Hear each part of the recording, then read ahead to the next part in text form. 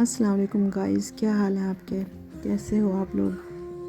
امید کرتی ہوں آپ لوگ ٹھیک ہوں گے۔ قربانی کا اصل مقصد کیا ہے؟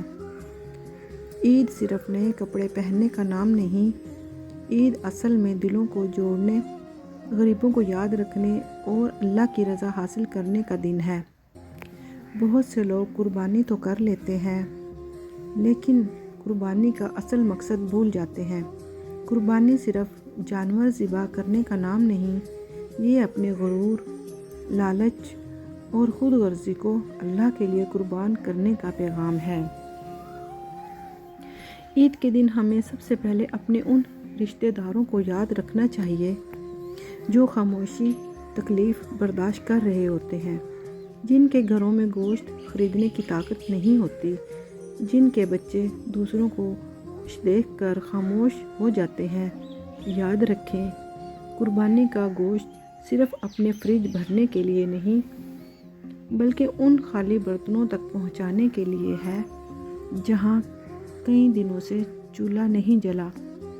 بہت لوگ صرف اپنے قریبی دوستوں اور میل ملاپ والوں کو گوشت دیتے ہیں اور غریبوں کو بھول جاتے ہیں۔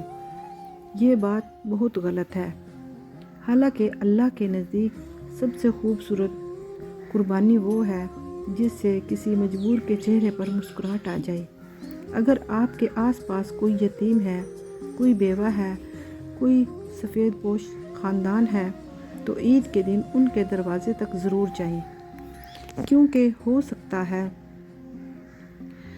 آپ کا دیا ہوا ایک چھوٹا سا حصہ کسی کی عید بنا دے۔ عید ہمیں صرف خوشی نہیں سکھاتی بلکہ احساس بھی سکھاتی ہے۔ یاد رکھیں، جو شخص لوگوں کے لیے آسانی پیدا کرتا ہے، اللہ اس کے لیے آسانیاں پیدا فرما دیتا ہے۔ ذو الحج کے یہ دن اللہ کے نزدیک بہت محبوب دن ہیں۔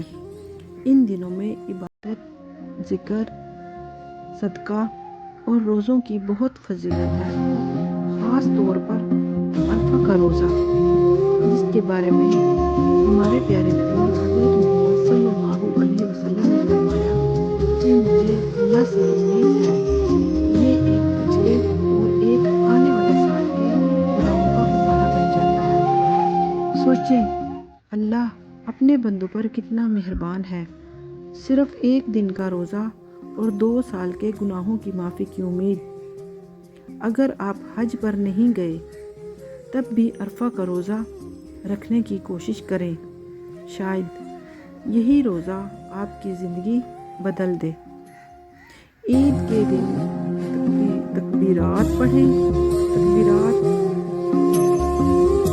اللہ کا ذکر کریں، نماز کی پابندی کریں اور اپنے والدین کو خوش رکھیں۔